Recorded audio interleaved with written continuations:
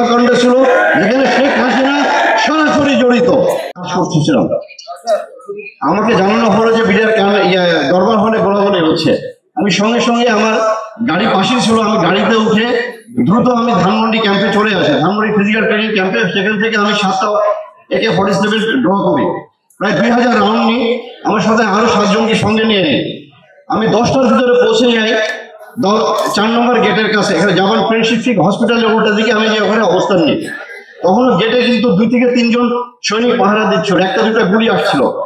এর ভিতরে আমি এডিজি কর্নেল রেজানুরকে জানালাম, ডিজি হাসান মাহমুদকে জানালাম। আপনি জানেন যে হাসান মাহমুদ পরবর্তী যে পুলিশের সে IGP হয় এবং স্পেনের রাষ্ট্রদূত হয়, এবং কর্নেল রেজাকে কিন্তু তারা পরে আপনার মেজর জেনারেল বানায়। MS ছিল, সে DOC ছিল। এরা কি করলো, আমাকে ফোন করে একটা পর একটা ফোন শুরু বলে যে জামান তুমি ভিতরে ঢুকবে না। আমি জিজ্ঞাসা করলাম, স্যার আমরা এখানে অফিসারদের তো মেরে ফেলতেছে, আমাদের কাছে এই আসলে গুলি শুরু হয়েছে। বলে যে আপনি ভিতরে ঢুকবে না, আমরা প্রধানমন্ত্রীর সাথে বসেছি যমুনা ভবনে, উনি বলছে কেউ গোলাগুলি করবে না, উনি এটা শান্তিপূর্ণভাবে সমাধান করবেন। বিডিআর হত্যাকাণ্ড কোনো হত্যাকাণ্ড ছিল, এটা পরিকল্পিত একটি হত্যাকাণ্ড ছিল যেখানে শেখ হাসিনা সরাসরি জড়িত, এবং তার নানক মির্জা আজম তাপস প্রত্যেককে। আমি কয়েকটা ছোট্ট ছোট্ট ঘটনা বলি। সারাটা দিন আমাদেরকে ঢুকতে দিল না, সেনাবাহিনী আসলো, এসে আমার কাছে কোনো মেজর ওয়াকার ওয়াইসি ছিলেন 17 বেঙ্গলের, এখন বর্তমান সেনাপ্রধান। উনি একটা কোম্পানি নিয়ে আসলেন, আমাকে বলে জামান এখানে কি করবো। আমি বললাম আপনাকে কি বলেছে, বলে যে আমাকে তো ভিতরে ঢুকতে নিষেধ করছে।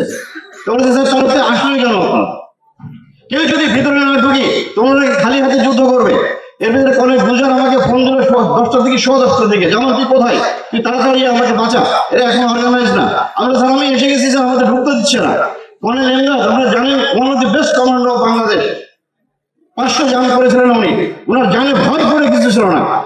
এই কর্নেল এমদাদ আমার বলছে জামান তুই একটা প্লাটুন নিয়ে ভিতরে আয়।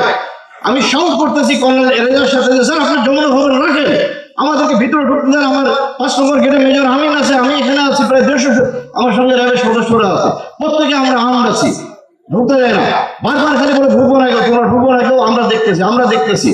এর ভিতরে আপনার আমার কোর্স মেজর হাসান ফোন করলো, প্রস্তুত তুই আয়, এরা আমাদেরকে মেরে ফেলবে। আমি ঢুকতেছি, আমি একটু আগে যাই, গুলি আসি, আমি আবার ডানে যাই, বামে যাই, আমার সামনে দেখলাম ছোট্ট বাচ্চা মারা গেল।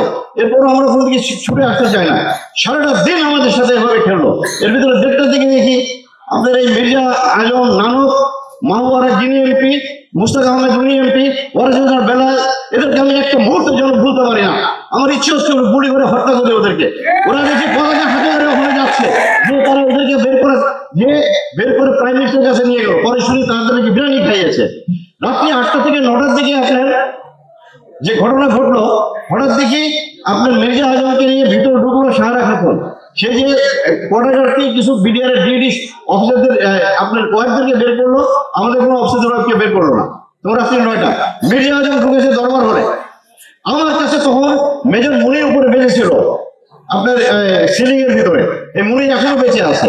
এর সঙ্গে আমার কনফিডেন্সের যোগাযোগ, আমার সে মেসেজ পাঠাচ্ছে, আমার মুনি তুমি যেভাবে থাকো বেঁচে থাকো, তুমি করো না, কথা বলো না, বলে সে মেসেজ দিচ্ছে স্যার মির্জা আজম ভিতরে ঢুকে উল্লাস করছিল।